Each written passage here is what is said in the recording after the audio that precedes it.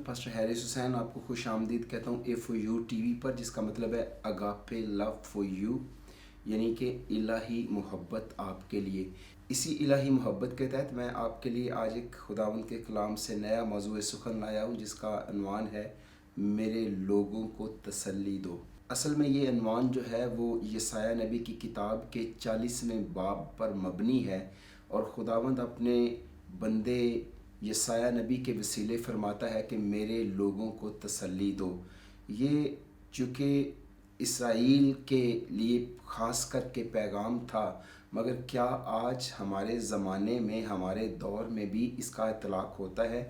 کیا آج بھی خدا کے لوگوں کو تسلی کی ضرورت ہے یا نہیں ہے؟ میں سمجھتا ہوں کہ یہ جتنا پیغام اس وقت اہم تھا، اتنا ہی پیغام آج اہم اور ضروری ہے، اور آج بھی خداوند فرماتا ہے اپنے خادموں سے کہ میرے لوگوں کو تسلی دو۔ اس لیے میں نے محسوس کیا کہ یہ پیغام آپ کے لیے اشد ضروری ہے، میرے لیے بہت ضروری ہے کہ آپ کے ساتھ تسلی کی، اطمینان کی جو باتیں ہیں وہ خدا کے کلام سے کی جائیں، امید کی باتیں کی جائیں، کیونکہ تسلی جو ہے وہ خدا کے کلام سے ملتی ہے۔ جیسے کہ بائبل مقدس میں لکھا بھی ہوا ہے کہ پس تم ان باتوں سے ایک دوسرے کو تسلی دیا کرو۔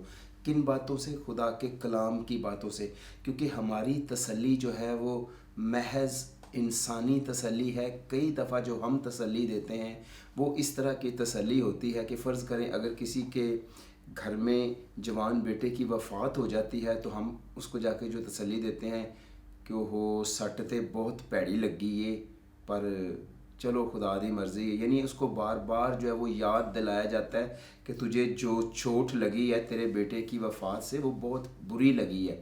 یا اگر کسی بہن کا شوہر دنیا سے چلا جاتا ہے تو اس کو جو تسلی دینے کے لیے خواتین آتی ہیں ہمارے معاشرے میں، جس طرح کی تسلی دی جاتی ہے، اب وہ رو رہی ہے تو اس کو رونے بھی نہیں دیا جاتا کھل کے، بس چپ کر، ہونے نہ بچیاں نو تو ہی سنبھالنا ہے، تیرے بغیر انہاں دا کون ہے، جے تو ہی رویں گی تے انہاں نو کون تسلی دے گا۔ سو اس طرح کی ہزاروں باتیں کی جاتی ہیں، مطلب اس کو، وہ تو پہلے ہی ڈپریسڈ ہے، اس کو پتہ ہے اس کی ذمہ داریوں کا، اس کو پتہ ہے آگے سب کچھ اس کو دکھائی دے رہا ہے، لیکن تسلی دینے والا اس کو یوں تسلی دے رہا ہے کہ نہ اس کو کھل کے رونے دے رہا ہے، نہ ہی اس کو اس غم سے باہر نکلنے دے رہا ہے۔ جب بھی ملتا ہے تو اس کو وہ یاد دلاتا ہے، اور ایسے دل خراش الفاظ سے یاد دلاتا ہے کہ وہ شخص اطمینان حاصل کرنے کی بجائے اور زیادہ ڈپریشن کا شکار ہو جاتا ہے۔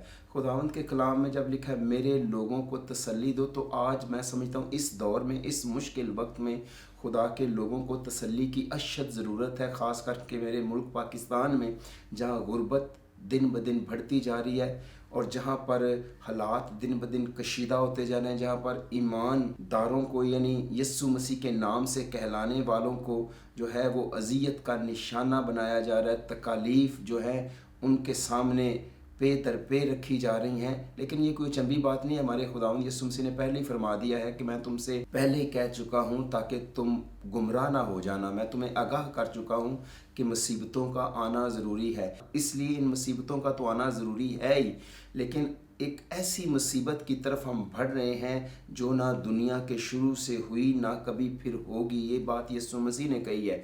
تو اس لیے خدا کا کلام آج ہماری تسلی کا جو ہے وہ سر چشمہ بن جائے گا، تو ہمیں مشکلوں کا سامنا کرنے میں پرابلم یا کوئی دشواری پیش نہیں آئے گی۔ اس لیے ہمیں خدا کے کلام پر بھروسہ کرنے کی ضرورت ہے، ہمیں خدا کی باتوں پر بھروسہ کرنے کی ضرورت ہے، اور خدا کی باتوں سے ہی ایک دوسرے کو تسلی دینا جو ہے وہ بڑا ضروری ہے۔ اس لیے میں نے عرض کیا کہ جتنا یہ پیغام ماضی میں کارآمد تھا، اتنا ہی مؤثر آج زمانہ حال میں ہمارے لیے ہے، کیونکہ آج ہمارے خاندان، ہمارے گھرانے، ہمارے عزیز و اقارب جو ہیں وہ بھی مختلف مراحل سے، تکالیف سے جو گزر رہے ہیں، اور انہیں اطمینان کی ضرورت ہے، انہیں تسلی کی ضرورت ہے، ان کچلے ہوئوں کو اٹھانے کی ضرورت ہے، ان شکستہ دلوں کو جو ہے وہ خداوند کے قدموں میں لانے کی ضرورت ہے، انہیں امید کے ساتھ اٹھانے کی ضرورت ہے، انہیں انکرج کرنے کی ضرورت ہے۔ اور آج خداوند پھر ہم سے ہم کلام ہے کہ میرے لوگوں کو تسلی دو، جس کا مطلب ہے کہ خدا اپنے لوگوں کے لیے فکر مند ہے۔ بہت سارے لوگ کہتے ہیں کہ خدا بڑا بے پرواہ ہے، نہیں، خدا بے پرواہ نہیں ہے، خدا با پرواہ ہے، وہ پرواہ کرتا ہے، وہ کیئر کرتا ہے، وہ فکر کرتا ہے۔ اس نے اپنے لوگوں کو پیدا کر کے قسمت لیک نصیب بھاگ اور تقدیر کے رحم و کرم پر نہیں چھوڑا، بلکہ اس کے فضل کے وسیلے سے ہم چلتے پھرتے ہیں اور جیتے ہیں، اور وہی جو ہے نہ صرف ہمارا خالق ہے بلکہ ہمارا سنبھالنے والا بھی ہے۔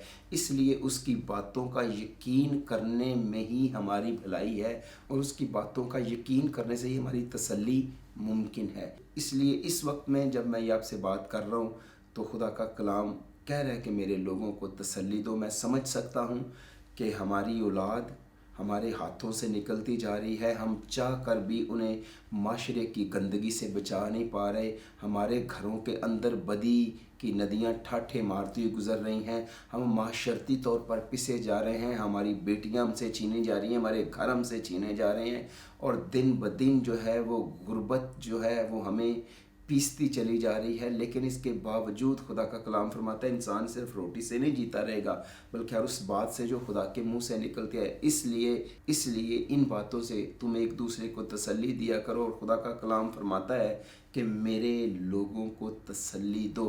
اس لیے میں آپ سے آج تسلی کی بات کر رہا ہوں، آپ کے ساتھ میں آج دلاسے کی بات کر رہا ہوں، کیونکہ خدا کا کلام فرماتا ہے کہ میرے لوگوں کو دلاسا دو۔ جیسے میں نے عرض کیا کہ یہ پیغام آج یسایا نبی کی کتاب کے 40ویں باب پر مبنی ہے، تو یسایا نبی کی کتاب کے 40ویں باب میں نبی نے بتایا کہ خدا کون ہے، اور اس کی قدرت کے بارے میں بتایا، اور یہ بھی بتایا کہ وہ ہمارے ساتھ کیسا سلوک کرتا ہے۔ اور اس کے ساتھ ساتھ یسایا نبی نے ہمیں یہ بھی مشورہ دیا ہے الہی پکار کا جواب کیسے دیا جائے، جیسے کہ منادی کرو، زور سے اپنی آواز بلند کرو، اپنی آنکھیں اوپر اٹھاؤ اور دیکھیں کئی دفعہ ہم اپنی آنکھیں اٹھاتے ہیں لیکن آنکھیں اٹھا کے اپنے دشمنوں کو، اپنے حالات کو دیکھتے ہیں۔ ہمیں اپنی آنکھیں اوپر اٹھانی ہے اور حالات سے اوپر، حالات سے پرے، حالات کے دوسری طرف، مشکلوں کے دوسری طرف، مشکلوں سے اوپر ہمارا خدا ہے، مصائب کے اوپر ہمارا خدا ہے، ہمیں اپنے خداوند کو دیکھنا ہے۔ تو اس لیے یسایا نبی ہمیں مشورہ دیتا ہے کہ اپنی آنکھیں اٹھاؤ، منادی کرو، آواز بلند کرو، اور اس آواز بلند کرنے کے وسیلے سے اپنے آپ کو اور خدا کے لوگوں کو تسلی دو، کیونکہ جو سیراب کرتا ہے وہ سیراب ہوگا۔ اگر آپ دوسروں کو تسلی دیں گے تو وہی کلام آپ کے لیے تسلی کا سرچشمہ بن جائے گا۔ اگر آپ یسایا نبی کی کتاب کے 40ویں باب کو حصص میں تقسیم کریں تو 40ویں باب کی پہلی 2 آیات میں خدا کہتا ہے میرے لوگوں کو تسلی دو، 3 سے 8ویں آیت میں راہ درست کرو، 9 سے 11ویں آیات تک ہے منادی کرو، 12ویں آیت سے 18ویں تک، 21 سے 31ویں تک ہے زور حاصل، 19ویں آیت سے 20ویں آیت تک ہے عبادت۔ یعنی اگر آپ 40ویں باب کی آؤٹ لائن بنانا چاہیں تو وہ کچھ یوں بنے گی جیسے میں نے آپ کے سامنے رکھی ہے۔ تو اس لیے خدا کے کلام میں جب یہ باب ایک تسلی کا باب ہے، یہ باب ایک انکریجمنٹ کا باب ہے، یہ باب ایک امید کا باب ہے، جو کچھ بھی اس باب میں فرمایا گیا ہے وہ خدا کے لوگوں کو کرنے کے لیے کہا جا رہا ہے، جیسے کہ تسلی دو، راہ درست کرو، منادی کرو، زور حاصل کرو، عبادت کرو۔ بڑا ضروری ہے کہ ہم یہ بات سمجھ لیں، جیسے خداوند نے پہلے فرما رکھا ہے اپنے کلام میں موسیٰ کی معرفت کہ تو میری عبادت کرنا تو میں تیری روٹی اور پانی پر برکت دوں گا۔ اس لیے فکر کرنے کی ضرورت نہیں ہے، عبادت کرنے کے وسیلے سے آپ کے مسائل حل ہو جائیں گے، عبادت کرنے کے وسیلے سے خداوند آپ کی روٹی اور پانی پر برکت دے گا، عبادت کرنے کے وسیلے سے ہی آپ اپنی مشکلوں کا حل خداوند میں ڈھونڈیں گے، عبادت کرنے کے وسیلے سے ہی آپ اپنے خداوند کی قربت میں رہیں گے اور اس کی محافظت میں رہیں گے، کیونکہ وہ آپ کی فکر کرتا ہے۔ یاد رکھیں جب ہم اپنی فکریں خداوند کو دیتے ہیں تو خداوند ہماری فکروں کے بدلے ہمیں اپنی تسلی دیتا ہے۔ ہماری فکریں تو وہ لے لیتا ہے لیکن ہمیں اپنا دلاسا دے دیتا ہے، ہمیں اپنا اطمینان دے دیتا ہے۔ ایسا نہیں ہے کہ جب ہم خداوند کو اپنی بیماری دیتے ہیں تو وہ کسی جگہ اور چلی جاتی ہے، نہیں، خداوند ہماری بیماریاں لے لیتا ہے اور ہمیں اپنی تندرستی دے دیتا ہے، خداوند ہماری مایوسیاں لے لیتا ہے اور ہمیں اپنی امید دے دیتا ہے، خداوند ہمارا ڈپریشن لے لیتا ہے اور ہمیں اپنی تسلی دے دیتا ہے۔ اس لیے ہمیں اس تسلی کی منادی کرنی ہے، ہمیں اس تسلی کا چرچا کرنا ہے۔ اس تسلی کے پیغام کو خدا کے غلام ہوتے ہوئے، مسیحی ہوتے ہوئے ہمیں گھرانوں اور پسے ہوئے لوگوں کے ساتھ اور خاندانوں کے ساتھ بانٹنا ہوگا، کیونکہ خداوند نے ہمیں فرمایا ہے کہ میرے لوگوں کو تسلی دو۔ اگر ہمارے اپنے دلوں کے اندر اطمینان نہیں ہے تو ہم کیسے کسی دوسرے کے ساتھ خدا کا اطمینان یا دلاسا یا تسلی بانٹ سکتے ہیں؟ یسایہ نبی کی کتاب کے 40ویں باب کی پہلی آیت میں لکھا ہے، تسلی دو، تم میرے لوگوں کو تسلی دو، تمہارا خداوند فرماتا ہے۔ دیکھیں ہمارے لیے پیغام ہے، خداوند کہتا ہے تم میرے لوگوں کو تسلی دو۔ خداوند نے یہ فرمایا ہے اور اس لیے ہمیں خداوند کے فرمان پر کان دھرنا ہوگا۔ یسایہ نبی کی کتاب کے کل ابواب 66 ہے، لیکن جب آپ یسایہ نبی کی کتاب کے پہلے باب سے لے کے 39ویں باب پر غور کریں تو یہ ابواب نبی کی زندگی کے دوران اسرائیل کی تاریخ کے واقعات کا احاطہ کرتے ہیں اور ان کے آس پاس کی قوموں کے مستقبل کے بارے میں کچھ پیشن گوئیاں کرتے ہیں۔ یعنی یہ جو پہلے 39 ابواب ہیں یسایہ نبی کی کتاب کے، لیکن 40واں باب سمجھ لیں کہ ایک برج کی طرح کام کرتا ہے۔ 40ویں باب سے پیغام مستقبل پر مرکوز ہوتا ہے۔ یہ باب دو اہم واقعات کے گرد گھومتا ہے۔ پہلا واقعہ ہے بابل کی جلاوطنی اور بقیہ کی واپسی، دوسرا ہے مسیح کی پہلی آمد۔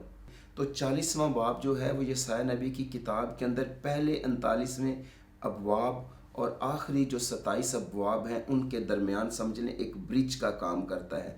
اس لیے اس کے اندر دو واقعات ہیں جن پر یہ باب بیس کرتا ہے، یعنی بابل کے اندر خدا کے لوگوں کا جلا وطن ہونا اور پھر وہاں سے خدا کے لوگوں کا بقیہ واپس آنا، اور دوسرا حصہ اس کا ہے کہ خداوند یسوع مسیح کی جو پہلی آمد ہے اس کے وسیلے سے خدا اپنے لوگوں کو تسلی دیتا ہے۔ دیکھیے کلام پاک میں لکھا ہے کہ پیٹ کا پھل خدا کی طرف سے اجر ہے اور اولاد اس کی طرف سے میراث ہے، اور کئی دفعہ ہم اس میراث کی حفاظت کر نہیں پاتے، جس کی وجہ سے ہوتا کیا ہے کہ اس میراث کو چھیننے کے لیے دشمن اپنے کرندوں کو، اپنے بالکوں کو، اپنے لوگوں کو ہماری میراث چھیننے کے لیے استعمال کرتا ہے، یعنی ہمارے ہاتھوں سے ہماری اولاد چھن جاتی ہے اور چھن رہی ہے۔ اگر آپ غور کریں وجہ کیا ہے کہ یہ میراث تھی، ہم نے اس میراث کی حفاظت نہیں کی، ہم نے اس میراث کے لیے کوئی بہتر انتظام نہیں کیا، ہم نے اس میراث کو چھپا کے نہیں رکھا، ہم نے اس میراث کو پبلش کیا، ہم نے اس میراث کو جو ہے لوگوں کو دکھایا، جس کی وجہ سے ہماری میراث پر دشمن کی نظریں جم گئیں اور اس نے ہماری میراث جو ہماری اولاد تھی ہم سے چھین لی۔ ہماری بیٹیاں چھن رہی ہیں یا ہمارے بیٹے چھن رہے ہیں، وہ اس وجہ سے ہے کہ ہم نے اس میراث کو ایکسپوز کیا ہے، جبکہ یہ میراث چھپا کے رکھنی چاہیے تھی، کیونکہ یہ خداوند کی طرف سے میراث تھی اور اس کی حفاظت کرنا بڑا ضروری تھی۔ اسی طرح کی غلطی اس وقت حزقیہ بادشاہ نے بھی کی جب بابل سے آئے ہوئے ایک وفد کو اس نے اپنی ساری دولت دکھائی، اور یسایہ نبی کو جب اس بات کا علم ہوا تو یسایہ نبی نے اس سے کہا کہ انہوں نے تیرے گھر میں کیا کیا دیکھا؟ تو اس نے کہا کوئی ایسی چیز نہیں جو میں نے انہیں نہ دکھائی ہوئی۔ یسایہ نبی نے کہا اب وہ سب کچھ یہاں سے لے کے جائیں گے کیونکہ تو نے انہیں اپنے گھر کا سب کچھ دکھایا ہے۔ تو اس لیے بڑا ضروری ہے کہ یہ ذہن میں رکھیں کہ ہمارے گھر میں جو کچھ ہے اسے دشمن دیکھنے نہ پائے۔ تو جو دشمن آپ کے گھر میں دیکھتا ہے، دشمن کی نظر اس پر نظر بد ہوتی ہے، وہ اچھی نگاہ سے نہیں دیکھتا۔ تو اس لیے اولاد کو، بیٹیوں کو خاص کر کے جو میراث ہیں، مت دشمن کو دکھائیں، مت دشمن کے سامنے ایکسپوز کریں۔ کوئی آپ کا جو ہے وہ خیر خواہ نہیں ہے سوائے آپ کے خداوند خدا کے۔ تو اس لیے جو وہ آپ کو فرمان جاری کرتا ہے اس فرمان کے موافق عمل کرنا بڑا ضروری ہے۔ حزقیہ نے اپنی دولت بابل کو دکھائی تھی، اس دولت اور یروشلم کے لوگوں کو ان کے گناہوں کی سزا کے طور پر بابل لے جایا گیا۔ کیونکہ حزقیہ نے اپنی ساری دولت بابلیوں کو دکھا دی تھی۔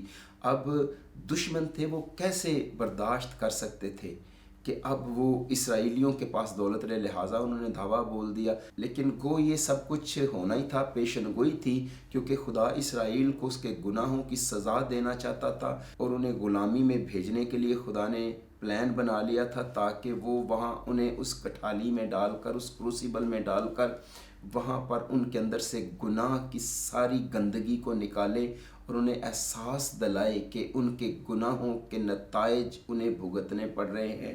ایسا نہیں کہ خدا انہیں تباہ و برباد کرنا چاہتا تھا، لیکن اس لیے کہ انہوں نے خدا کو رد کیا تھا، اس لیے خدا نے بھی انہیں رد کیا تاکہ کچھ وقت کے لیے وہ اپنے گناہوں کا پھل ان 70 سالوں کی غلامی میں پاتے رہیں۔ مگر خدا نے اپنے بندے یسایہ نبی کے وسیلے انہیں ایک تسلی کا پیغام دیا، انہیں دلاسا دیا کہ خداوند انہیں غلامی میں بھیجے گا، وہ وہاں پہ تباہ حال ہوں گے، ان کی غلامی کریں گے، ان کے بے شک یہاں پہ گھر جل جائیں گے، ان کے محل جل جائیں گے، ان کا شہر تباہ ہو جائے گا، ان کی ہیکل تباہ ہو جائے گی، مگر خداوند وہاں سے ان کا بقیہ لائے گا۔ یہ تسلی کا پیغام تھا۔ کیوں؟ کیونکہ خداوند ایک ایسی بادشاہی مقرر کرنے کو ہے، خداوند ایک ایسا بادشاہ انہیں دینے کو ہے جس کی بادشاہی ابد تک رہے گی، اور وہ بادشاہ پیدا ہوگا جس کا نام ایمینویل ہوگا، یعنی خدا ہمارے ساتھ۔ تو یسوع مسیح کی پہلی آمد کے وسیلے سے خدا نے اپنے لوگوں کو یسایہ نبی کے وسیلے سے تسلی دی کہ تمہارا بقیہ واپس آئے گا، اور اس کے ساتھ ساتھ خداوند تمہیں ایک بادشاہ مہیا کرے گا۔ یعنی یسوع مسیح کی پہلی آمد جو ہے، یعنی نہ صرف خدا تمہارا بقیہ واپس لائے گا، بلکہ وہ تمہیں ایک ایسا خادم دے گا جس کی بابت اس نے کہا کہ وہ میرا خادم ہے۔ اس کی بابت خدا نے فرمایا کہ میرا خادم میری مرضی جو ہے وہ پوری کرے گا۔ یعنی خداوند یسوع مسیح کی پہلی آمد کے وسیلے سے تسلی دی گئی، جیسے کہ مکاشفہ کی کتاب میں لکھا ہے، اور اژدہا کو عورت پر غصہ آیا، اور وہ اس سے اور اس کی باقی اولاد سے جو خدا کے حکموں پر عمل کرتی اور یسوع کی گواہی دینے پر قائم ہے، لڑنے کو گیا۔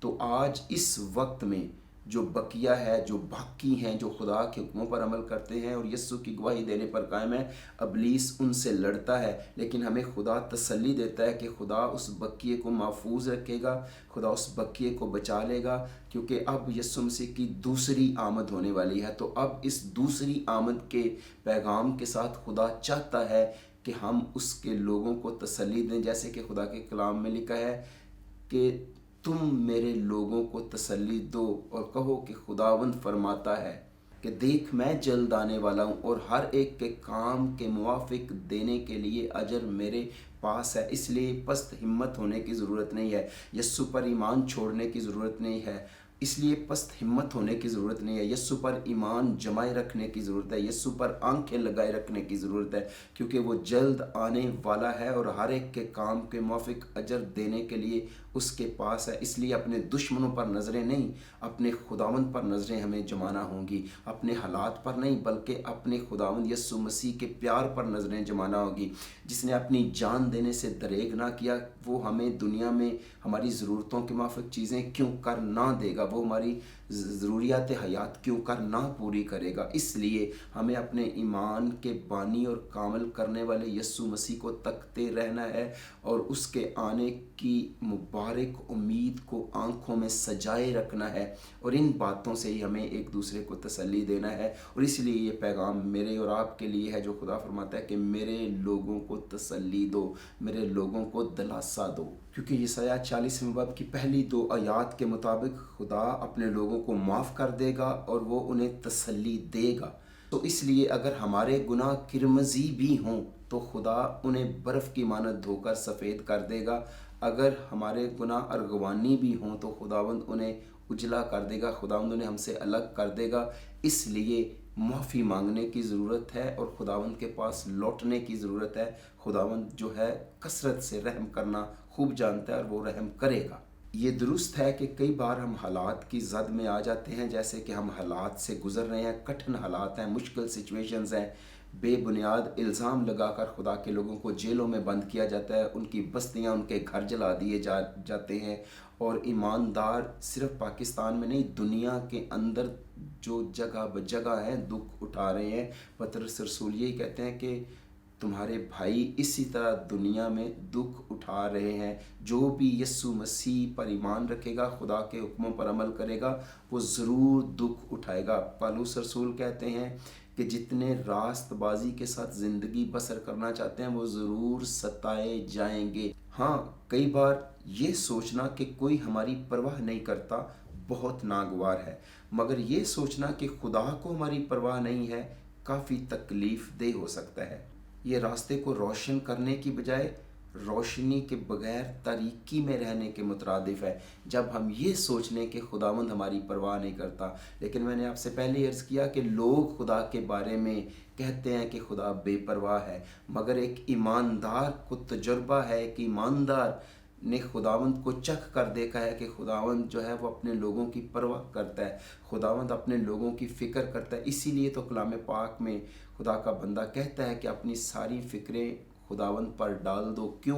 क्योंकि उसको तुम्हारी फ़िक्र है और वो आपकी फ़िक्रें लेकर आपकी फ़िक्रों के बदले में आपको अपना दिलासा देता है, आपको अपनी तसल्ली देता है, आपको अपना इत्मीनान देता है। यानी वो आपकी फ़िक्रें ले लेता है, लेकिन आपकी फ़िक्रें लेके आपको अपनी तसल्ली दे देता है, आपको अपना दिलासा दे देता है। तो खुदावंद पर अपनी फ़िक्रें डालकर खुदावंद की तसल्ली लेने का ये सौदा हमें महंगा नहीं पड़ता और हमारे लिए ये मुफीद है और ये फ़ायदेमंद है। इसलिए खुदावंद की तसल्ली को कबूल करना मेरे और आपके लिए अशद ज़रूरी है। लेकिन इसके बावजूद भी फिर भी आपका अपना आप आपसे ये कहता हुआ आपको सुनाई दे कि खुदावंद को आपकी ज़रूरत नहीं है, या यूँ आपको लगे कि खुदावंद को आपकी परवाह नहीं है, तो खुदावंद का कलाम आपके लिए है। मैं चाहता हूँ आप गौर से मेरे साथ सुनें भी और देखें भी।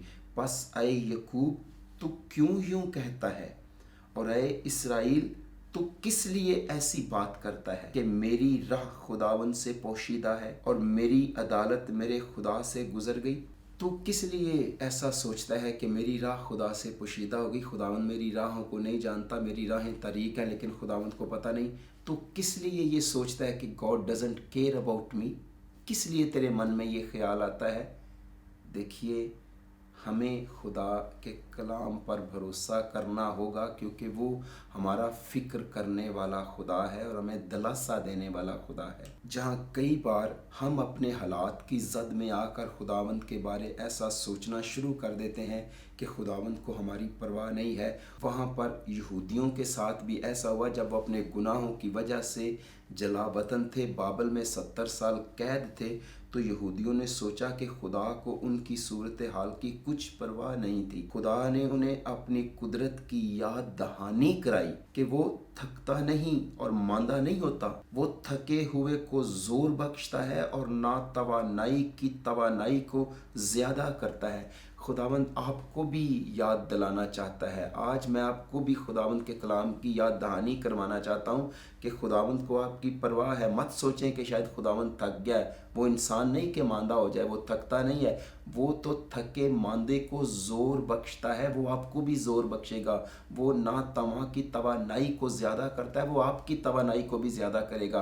कभी भी आपका अपना आप आपको धोखा ना दे, कभी भी शरीर की सोचें आपको धोखा ना दें कि खुदावंद को आपकी परवाह नहीं है या खुदावंद आपका फ़िक्र नहीं करता। नहीं, खुदावंद को आपकी फ़िक्र है। खुदावंद जिसने मेरे और आपके लिए अपनी कीमती जान दी, हम कैसे तसव्वुर कर सकते हैं कि उसे हमारी फ़िक्र नहीं है। यशायाह नबी खुदा के लोगों के साथ बहुत नरमी से बात करते हुए यूं रकम तराज हैं, वो चौपान की मानद अपना गला चराएगा, वो बर्रों को अपने बाजुओं में जमा करेगा और अपनी बगल में लेकर चलेगा, और उनको जो दूध पिलाती हैं आहिस्ता आहिस्ता लेकर जाएगा। यानी यशायाह नबी खुदावंद को ऐसा फ़िक्र और केयर करने वाला खुदा मुतारिफ़ करवाते हुए बयान करता है कि उसे अपने लोगों की फ़िक्र है। वो दूध पिलाने वाली भेड़ों की भी फ़िक्र करता है, वो दूध पिलाने वाली माँओं की फ़िक्र करता है, और छोटे बर्रों को जिन्हें वो अपनी बगल में उठाकर चलता है, उसे सब का फ़िक्र है। यशायाह नबी लिखते हैं कि पुकारने वाले की आवाज़ बियाबान में खुदावंद की राह दुरुस्त करो, सहरा में हमारे खुदा के लिए शाहरा हमवार करो। देखें, बियाबान में पुकारने वाले की ये आवाज़ है कि खुदावंद की राह दुरुस्त करो, उसके रास्ते सीधे बनाओ। اب بیابان میں پکارنے والے کی یہ جو آواز ہے کہ خداوند کی راہ تیار کرو، اس کے راستے سیدھے بناؤ۔ پرانے وقتوں میں جب بادشاہوں کو کہیں جانا ہوتا تھا تو ان کے جانے سے پہلے شاہراہ ہموار کی جاتی تھی، راہ درست کر دی جاتی تھی۔ کیوں؟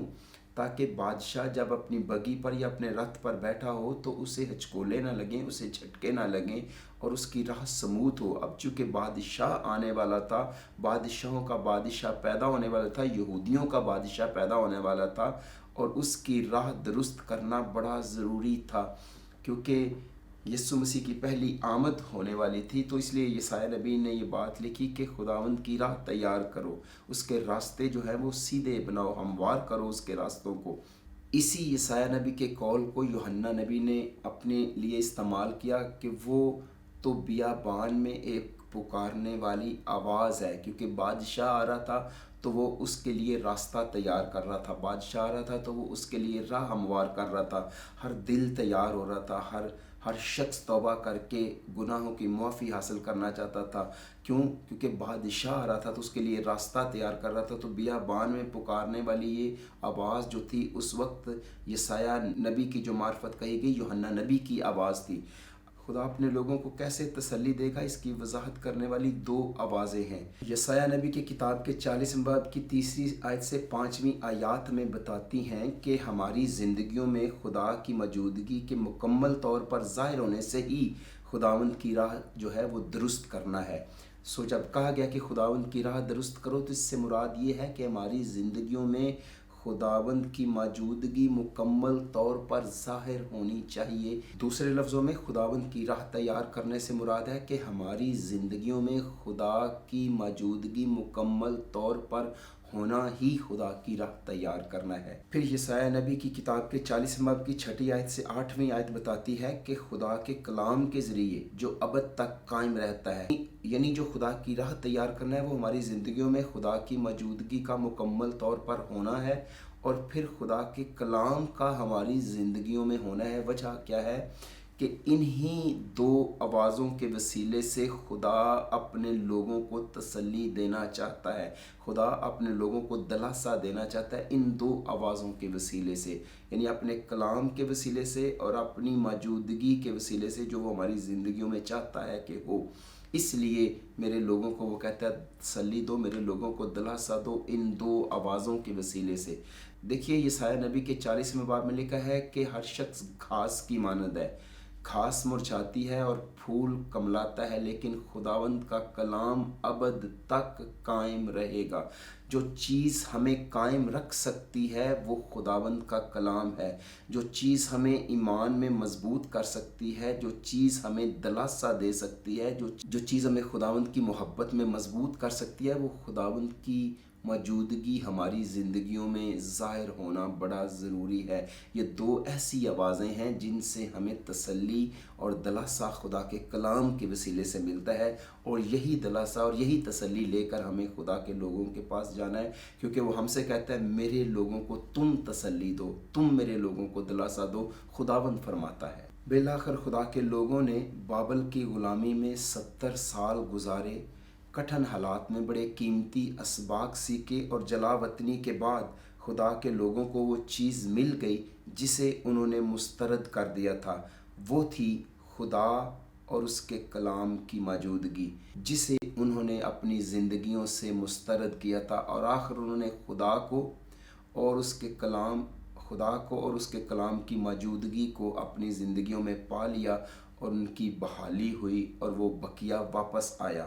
یوحنا بپتسمہ دینے والے نے وضاحت کی کہ ہمیں تیاری کے لیے کیا کرنا چاہیے۔ لوکا 3 باب کی 2 آیت سے 8 آیت تک توبہ کرنا اور گناہ کو مسترد کرنا ہے تاکہ ہم گناہوں کی معافی اور خدا کی موجودگی کی تسلی حاصل کر سکیں۔ توبہ بہت ضروری ہے۔ توبہ کا مطلب ہے یو ٹرن لینا، توبہ کا مطلب ہے منہ موڑنا، توبہ کا مطلب ہے نیت بدلنا، ارادہ بدلنا، سوچ بدلنا۔ توبہ کا مطلب ہے کہ خداوند کی طرف پھر لوٹنا۔ جب تک ہم خداوند کی طرف لوٹتے نہیں، خداوند کو قبول نہیں کرتے، اپنے گناہوں سے توبہ نہیں کرتے، तसल्ली मिलना मुमकिन नहीं है। तसल्ली हमें तभी मिलती है जब हम अपने गुनाहों का इकरार करके उनको तर्क करते हैं, तौबा करते हैं और खुदा की मौजूदगी हमारे दिलों में आती है। इसलिए बाइबल मुक़द्दस में लिखा है, बस तौबा करो और रजू लाओ ताकि खुदावंद के हजूर से ताज़गी के दिन आए। सो ताज़गी के दिन नहीं आ सकते, तसल्ली भरे दिन नहीं आ सकते जब तक कोई तौबा करके अपने गुनाहों को तर्क करके खुदावंद की मौजूदगी अपने अंदर कबूल नहीं कर। इसलिए इस तसल्ली के पैगाम को सुनाना खुदा के लोगों को बड़ा ज़रूरी है, क्योंकि यसाया 40वें बाब की नामी आयत फरमाती है, ऐ सयून को खुशखबरी सुनाने वाली ऊंचे पहाड़ पर चढ़ जा, ऐ यरूशलेम को बशारत देने वाली ज़ोर से अपनी आवाज़ बुलंद कर, खूब पुकार और मत डर, यहूदा की बस्तियों से कह, देखो अपना खुदाबंद, देखो अपना खुदावंद। लेकिन जब तक हम अपने खुदावंद को नहीं देखते तब तक तसल्ली मिलना मुमकिन नहीं है। जब हम अपनी आंखों से अपने खुदावंद को देख लेंगे तो हमें अपनी नजात दिखाई देगी। जैसे शमौन ने कहा, मेरी आंखों ने तेरी नजात देख ली है। तो इसलिए सयून को खुशखबरी सुनाने वाली ऊंचे पहाड़ पर चढ़ जा, यरूशलेम को बशारत देने वाली अपनी आवाज़ को ज़ोर से बुलंद कर और पुकार कर कह कि देखो अपना खुदा। ये लगता है कि ये आयत मुकद्दसा जिसके लिए डेडिकेट की गई है, ये वो औरत है, ये वो मरियम मगदलिनी है जिसने खुदावंद यीशु मसीह के जी उठने की बशारत आके शागिर्दों को दी। गो शागिर्दों ने उस वक्त यकीन ना किया, लेकिन उसने आकर कहा, देखो वो कब्र खाली है, देखो वो जी उठा है। तो इसलिए सयून को खुशखबरी सुनाने वाली, यरूशलेम को बशारत देने वाली, ज़ोर से अपनी आवाज़ बुलंद कर। इसलिए हमें अपनी आवाज़ को बुलंद करना होगा कि देखो अपना खुदावंद, देखो, और देखो वो बादलों के साथ आता है और हर एक आँख उसे देखेगी। इसलिए हमें उसकी दूसरी आमद के इस पैगाम के साथ खुदा के लोगों को तसल्ली देना होगी, खुदा के लोगों को दिलासा देना होगा जिनकी नज़रें ज़मीन की इन धुंधली चीज़ों पर जम कर रह गई हैं, ताकि वह अपनी नज़रें इस ज़मीन की धुंधली चीज़ों से उठाकर आसमान की अबदी चीज़ों पर लगाएं और देखें कि खुदावंद, उनके खुदा ने उनके लिए आसमानी मकाम तैयार कर रखे हैं। एक नई ज़मीन होगी, एक नया आसमान होगा। गो हम उसकी खिदमत करते करते, दुख उठाते उठाते इस दुनिया से चले भी गए तो भी हमारी ज़िंदगी खुदावंद में पोशीदा है और ज़ाहिर होने वाली है और अबदी है और कभी ना ख़त्म होने वाले ज़माने और सदियां हम अपने खुदावंद के साथ बसर करने वाले हैं। इसलिए हमें खुदा के लोगों को खुदा की आमद सानी की उस उम्मीद और मुबारक उम्मीद का प्रचार करते हुए कहना होगा कि देखो अपना खुदा। इसलिए मैं बुलंद आवाज़ के साथ बग़ैर डरे खुदा के कलाम की बशारत देनी होगी, मुनादी करनी होगी, ताकि लोग अपने खुदावंद को देखें, लोग अपने बादशाह को देखें।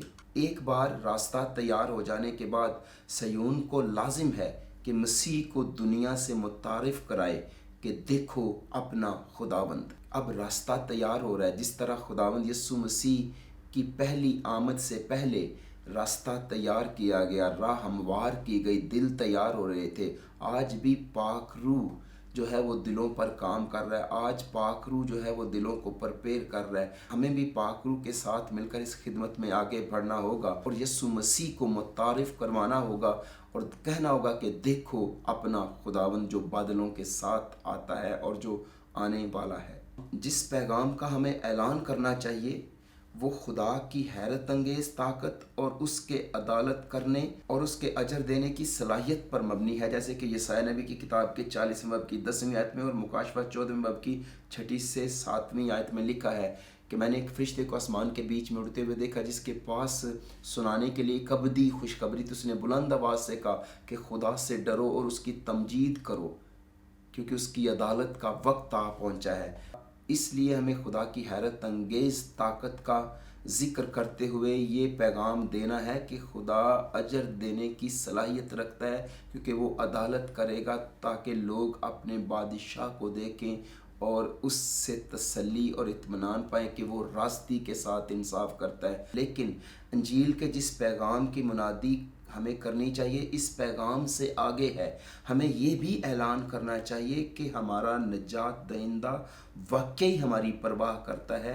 वो एक चरवाहा है जो नरमी से अपनी भेड़ों की देखभाल करता है। इस पैगाम को भी हमें मुतारफ़ करवाना है कि खुदा ہمارے خلاف نہیں، ہمارا خدا ہمارے ساتھ ہے، اور وہ ہمارے ساتھ محبت اور نرمی اور ہمدردی کے ساتھ پیش آتا ہے، اس لیے کہ وہ سب باتوں میں ہمارا ہمدرد ہے۔ اس لیے میں آپ کو دعوت دینا چاہتا ہوں کہ آئیے ہم شمعون اور حنا، مریم مگدلینی، رسولوں اور دوسرے لوگوں کی مثال پر عمل کریں۔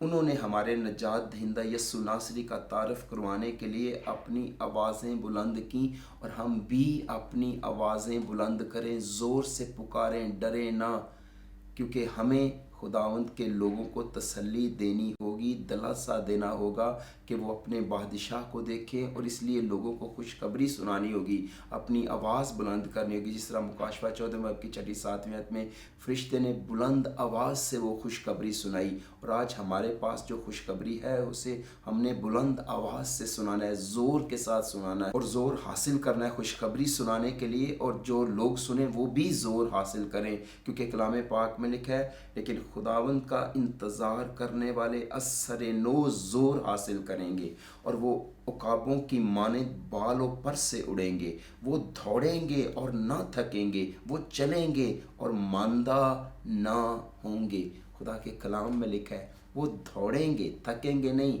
چلیں گے، ماندہ نہیں ہوں گے۔ یہ خدا کا کلام فرماتا ہے عقابوں کی مانند نئے بالوں پر سے اڑیں گے وہ لوگ جو خدا کا انتظار کرتے ہیں۔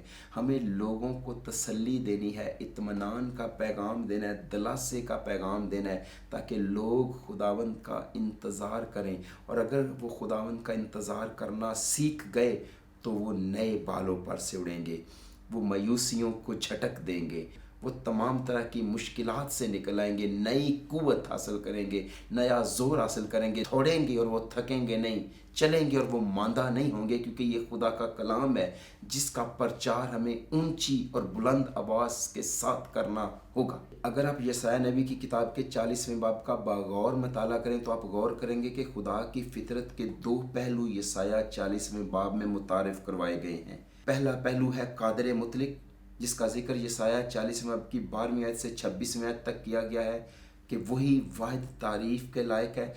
دوسرا پہلو جو خدا کی فطرت کا ہے وہ ہے خداوند رحیم ہے، جس کا ذکر یسایہ نبی کی کتاب کے 40ویں باب کی 27 سے 31ویں آیت میں کیا گیا ہے۔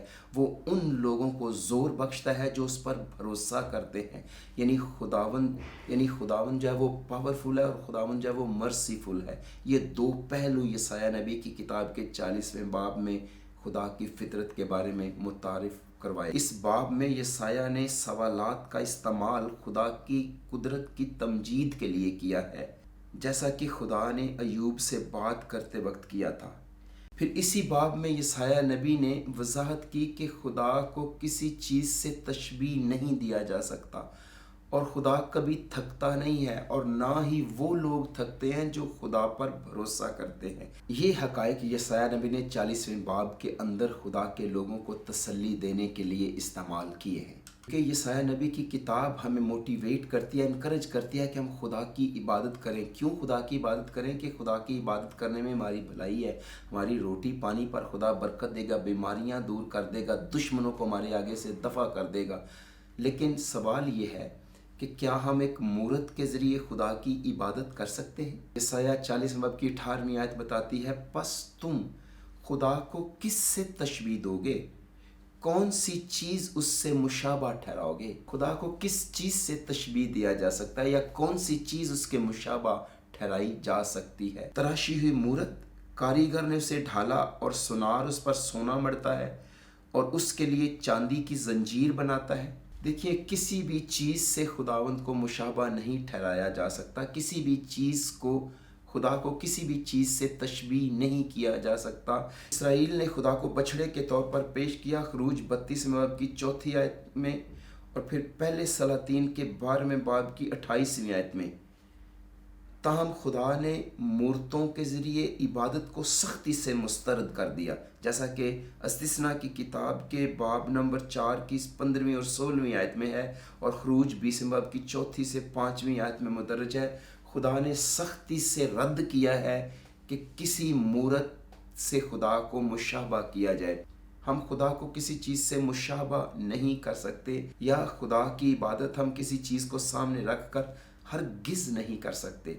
बाइबल बुतों के बेकार होने और इनकी प्रस्तश करने वालों के बारे में वाज़ेह है। ज़बूर 115 की 4 से 8वीं आयत में लिखा है, हम एक मूरत के ज़रिए, याद रखिए, हम या कोई भी एक मूरत के ज़रिए किसी चीज़ की प्रस्तश कर सकता है, या लोग एक मूरत के ज़रिए किसी चीज़ की तो इबादत कर सकते हैं मगर वो खुदा की इबादत नहीं कर सकते।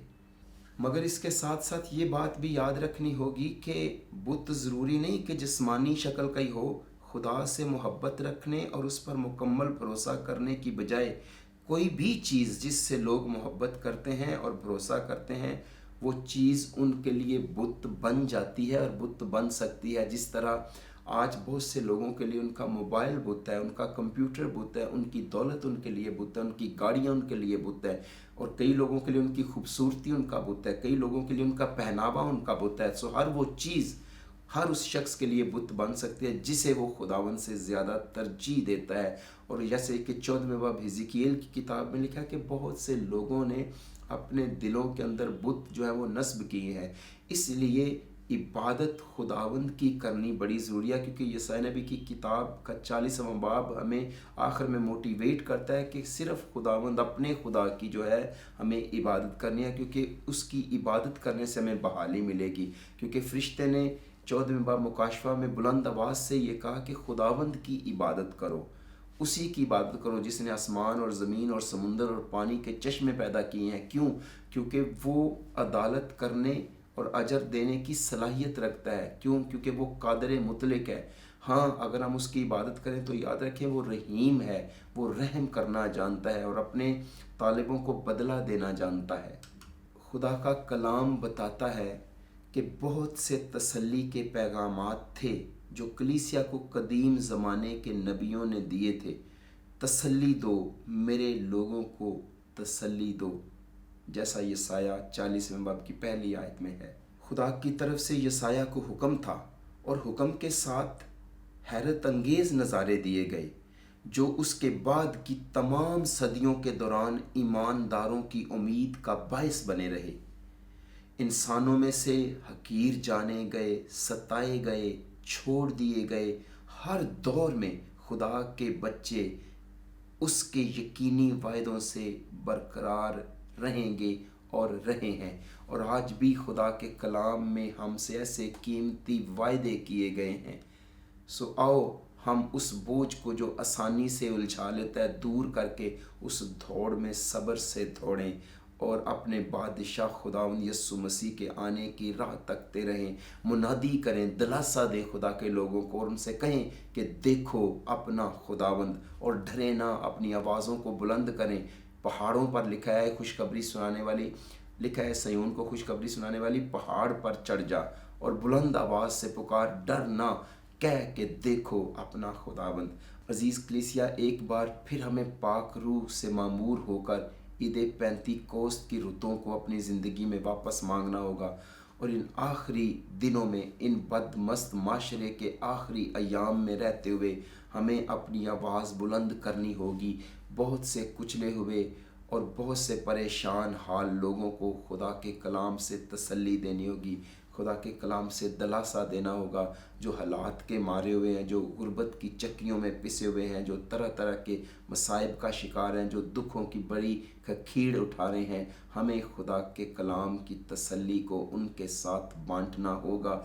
मेरा और आपका फ़र्ज़ है बतौर खुदावंद की कलीसिया होते हुए कि हम अपनी आवाज़ को बुलंद करें ताकि लोग अपने दिलों को तैयार करें, ताकि लोग अपनी ज़िंदगियों में खुदा की मुकम्मल मौजूदगी को हासिल करें और उसके कलाम पर भरोसा करें जो अबद तक कायम रहता है। खुदावंद के कादर मुतलक होने का और खुदावंद के मेहरबान होने का जायका चख कर देखें और उसकी तसल्ली भरी बातों को अपनी ज़िंदगी में लेकर देखें और उस पर अपनी फ़िक्रें डाल कर देखें, क्योंकि वो उन्हें उस बादशाही के लिए बुलाता है जिसमें वो इज़्ज़त के साथ दाखिल किए जाएंगे। और आए हम अपनी आवाज़ों को बुलंद करें और खुदा की इस तसल्ली के पैगाम को खुदा के लोगों के साथ, खुदा की कलीसियों के साथ اپنے گھرانے کے ساتھ اور اپنے آپ کے ساتھ ہمیشہ بانٹتے رہیں۔ میری دعا ہے خداوند آپ کو کثرت کے ساتھ اس تسلی کے پیغام کا پرچار کرنے اور اس کو اپنے دل میں رکھ کر خداوند میں مسرور رہنے کا فضل عطا کرے۔ اپنا خیال رکھیں، دوبارہ ملاقات ہوگی ایک نئے پیغام کے ساتھ، تب تک اجازت دیجیے۔ آپ کا خیر اندیش پاسٹر ہیرس حسین، اگاپے فیلوشپ چرچ انٹرنیشنل۔